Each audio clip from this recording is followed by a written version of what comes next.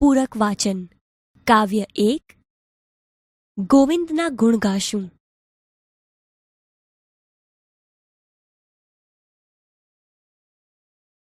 બાળ દોસ્તો, હવે આપણે કવિયત્રીના જીવન વિશે પરિચય મેળવીએ.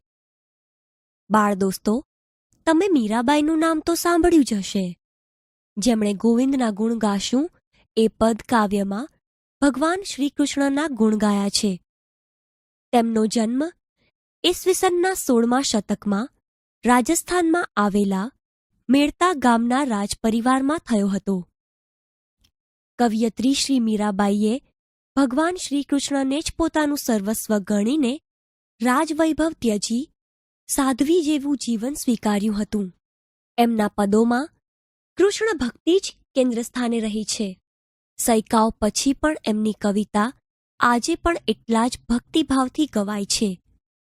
એમના પદોમાં દાસત્વ, ભક્તિ, ઝંખના, ઉત્કટ તાલાવેલી વગેરે ભાવો અનુભવાય છે.